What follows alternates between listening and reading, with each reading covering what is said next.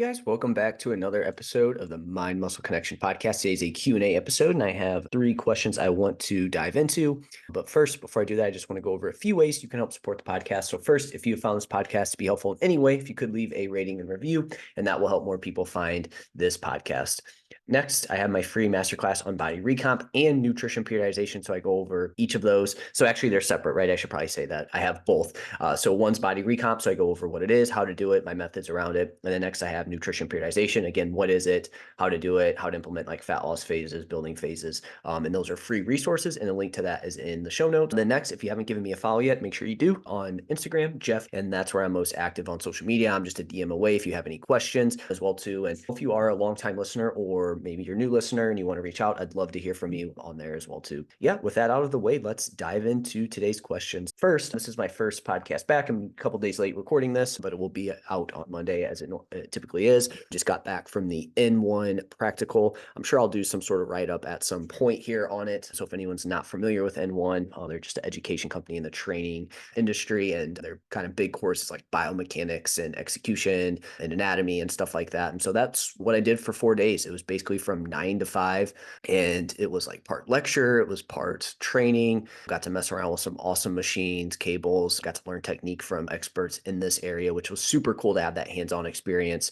And just got back from that. It was a ton of information, but I'm sure a lot of things that I'll be able to apply and everything like that and share my content over the next couple months on there with that. But back home and ready to do this podcast. Yeah, if you guys have any questions on it or anything like that, like again, you can just reach out to me on Instagram. I'd love to go over it there. And if anybody that listens has been, I'd love to hear your experience with that as well too. All right. So first question of the day is how to bring up arms while doing PPL, and that's push-pull legs. So I'm going to take this 2 ways. I'm going to talk about this from a push-pull legs perspective, but I'm also going to just say, hey, how can we bring up our arms in general? So push-pull legs is basically a split where it's like you do push movements, you do pull movements, and you do legs, right? So I guess I don't know where the confusion is here, because I don't know if it's because push, people hear push, so they're like, okay, I'm just gonna do push, pull. Okay, I'm just gonna do pull movements, legs. I'm just gonna do legs. Where's the arms come in at? I like basically from there, you would just want to fit in your arms where you can. You could do your biceps with your back stuff, with the pulling stuff. You can do biceps with the pushing stuff. Really, whatever fits you best and what you enjoy. So long as it's not like, this also comes back to what is your goal? Like, are arms your number one goal? Then maybe you do some direct sets there first for that. But really, if everything else is your goal and arms maybe on the back burner, but you would like to see some increase there, then maybe you just throw in your arm training when you, again, at the end of your push, at end of your pull. Again, you could do biceps with your push, you could do triceps with your pull. Again, so long as it's not impacting the thing that you really want to grow, or it's not impacting your performance overall. So that would be the first thing. Next, I am assuming you've been training them directly, because I would make sure that you get that in there, because yeah, I mean, that's the most important thing, right? But I wasn't 100% sure on like where the question was coming from, or like what they exactly meant by it. But again, definitely make sure you're doing some arm workout or some direct arm work for triceps and biceps. But I told you where you could fit it in, right?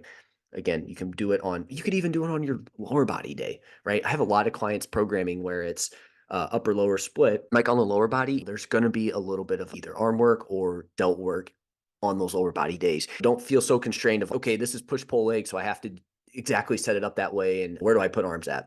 But yeah, but in general, though, I think this is a big thing, and this is a side tangent, and this wasn't from the person that was asking the question, but people will ask how to bring up their arms, and then you find out, one, they don't do any direct work, or they're doing body weight stuff, okay? Or they just barely train their arms directly. But you do have to do some curls and direct tricep work if you aren't happy with your development in those muscle groups and you want to bring them up. And I think a lot of this stems from people being like, oh, you don't need to do curls, you just need a bench, you just need to like row, and you'll be good and your arms will grow from that. And it's okay, that's not the case, especially if you aren't happy with your arm development, right? I feel like this kind of goes without saying, but make sure you are doing some direct arm work. It's crazy. Somebody I play hockey with was like, man, I need to get some arms like you. How do I do it? And I was talking to them, and they do like calisthenics, basically is what they said. I'm like, that's your issue right there. Like you got to do some direct arm work. That's not going to grow muscle like you want it to there with that. If you're somebody that just does body weight stuff and calisthenics and you're not happy with your muscle growth, that's your problem there with that. Not that calisthenics are bad, but again, if we're trying to build some muscle and whatnot, we need to provide some resistance and progressive overload.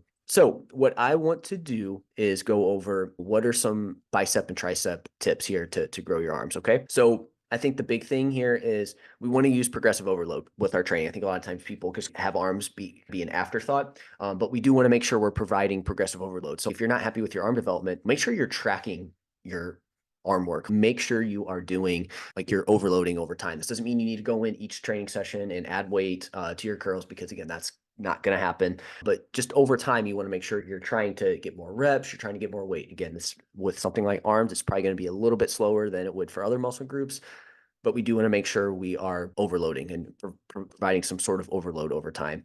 Train with good technique, right? We want leave your ego at the door. This goes for triceps and biceps. Biceps specifically, because I feel like people really try to do too much weight with their biceps. You see a lot of crazy technique there with that. Again, make sure you're training with good technique. And again, I think this stems back from just people like putting arms like on the back burner. Oh, chest is the only thing that matters. Again, bench is going to hit your triceps, going to hit your biceps. You don't need to do any direct arm work. That's a waste of time. But again, if we're not happy with the development, we need to do some direct work there with that. I also think for arm work, we really want to try to prioritize more like dumbbells and cables and machines versus barbell stuff for that. So again, make sure you are incorporating some of that in there.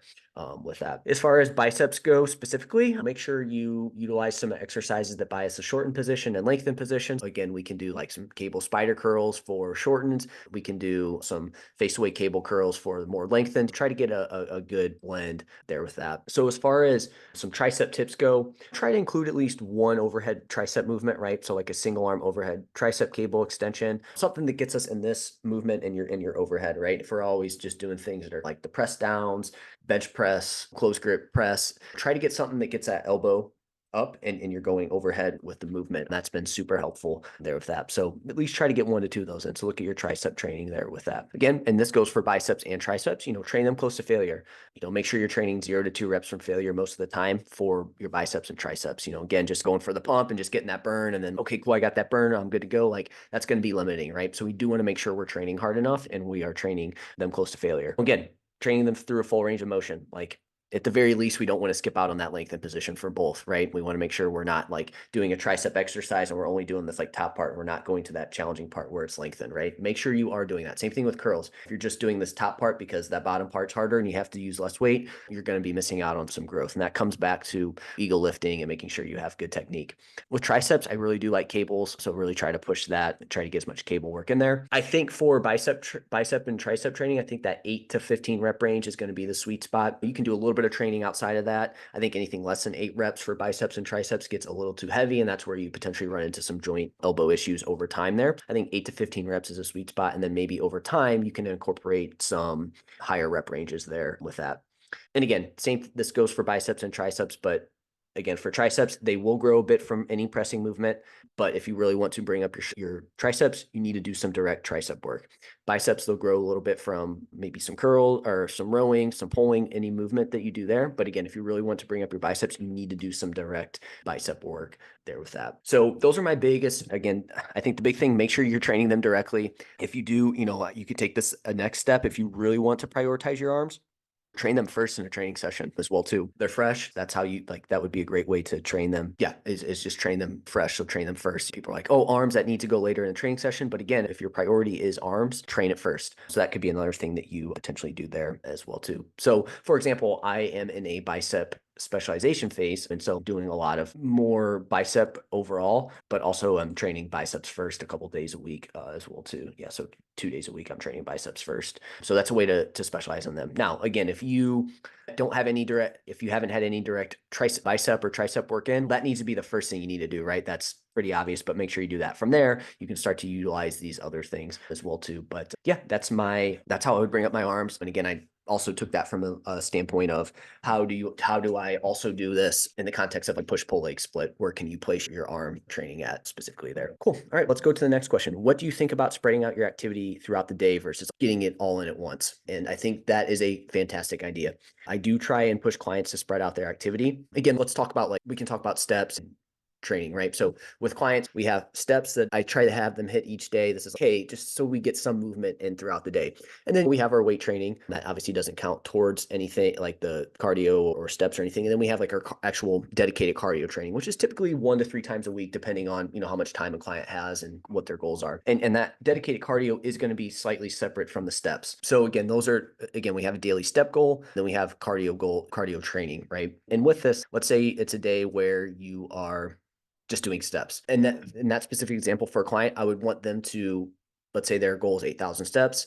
You can get it all in at one time. That's going to be better than getting in 1,000 steps a day. But we do want to make sure that if you can, we try to spread that out throughout the day. Okay. So maybe you would do 3,000 in the morning, 3,000 another time, and then you just get 2,000 like through just activities that you're doing. That would be better than just getting that 8,000 at one time, right? Because then what are you doing the rest of the day? Because I think the main goal here is we basically want to limit extended sedentary time as often as we can there with that. Again, that's just from an overall health perspective, that's not going to be as great. Like an insulin sensitivity standpoint, if we can get up and move more throughout the day, that's going to help that. It can help with digestion, but also from the brain cognitive function as well too. It's good to get that movement in throughout the day. I'm sure you've had those days where you're just like sedentary for a while and then boom, it's, man, I feel like crap. Again, we need to get moving. Okay. So again, that would be better. Now, what about a day that maybe you're doing your cardio training and that's it? Again, that would be something where you do your cardio training and then I would try to get some extra movement in, some low impact movement that gets you moving throughout the day to where your movement isn't, hey, you only did your cardio session for the day and then now you don't move the rest of the day. Again, that would be like, hey, get your cardio session in and then try to get some low impact movement, low impact, low intensity, very low intensity walking at least once or something throughout the day, right? So again, ideally you would spread out your movement throughout the day and we would limit sedentary time there with that. So again, just to give you the hierarchy, one, your overall movement for the day is priority number one. However, a very close second is trying to get that spread out throughout the day. This is a little bit different than like meal timing where like you can theoretically get all your food in at one meal and you're good to go because your overall intake for the day is most important. So long as you hit that, you're good to go. Now you'll run into some practical issues there with that, but that would be better than you just getting your movement in at one time. But again, just understand that we don't want to now be like, oh, I can't get all my steps in at one time. So now I'm only going to end up with 4,000 steps versus 8,000. Don't do that either. But if you can, try to spread it out throughout the day there with that. So that's what I think about spreading out your activity. Now, if from a weight training perspective, you could do 2 workouts a day, that's fine, but that's not going to make a big difference. You can get that all in at one time. It's again, just more so you just staying moving throughout the day and not just having this extended period of time where you're sedentary. Okay, last question of the day. What to tell a client who says they were told not to eat bananas by doc because it's sugar? Get a new doctor. No, I'm just kidding. But that is crazy, right? Come on. A banana.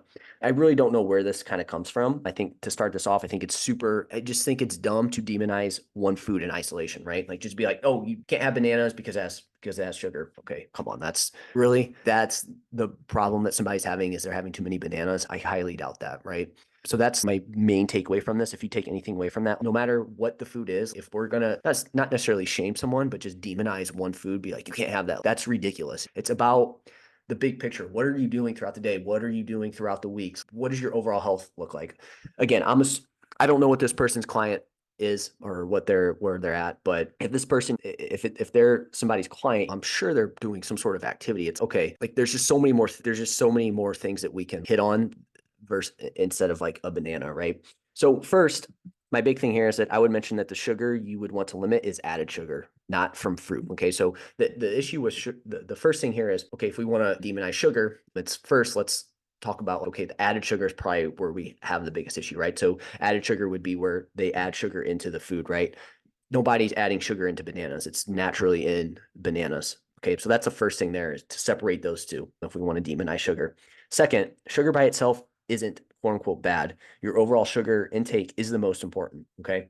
So that's the other big thing here. Not only should we not be worried about sugar in fruit, we also need to look at, okay, sugar itself isn't necessarily a bad thing. Okay. It's your overall sugar intake and combining it with everything else that you do. If you are somebody who is active, you eat a overall healthy diet, relatively healthy diet, and you want to add in some sugar, like that's not an issue at all. Like you can't tell me that's a big problem unless, again, it is, unless it is a problem for you, right? Which you would know. But now if somebody is, so again, if you have all those things in check, you're good to go. So like I said, your overall sugar intake is also important. If we look at your diet and now it's, yeah, you are active, but now 75% of the food you eat have added sugar in them. It's okay. We probably do want to fix that because now we're at the point where 75% of your diet is made up of added sugar. You're also probably lacking the macros that you need. You probably also are lacking the essential vitamins and minerals that you need as well too. So that's more of the issue, right? It's like the fruit choices are the big thing here. And now sugar is making up more of your diet. It's not sugar itself. So again,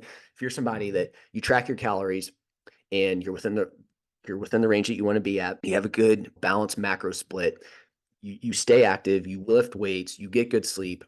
We shouldn't be like, oh, you can't have any sugar, and especially from a freaking banana. This is where, again, we have to dive deeper into this, and we need to look deeper than just demonizing one thing in isolation.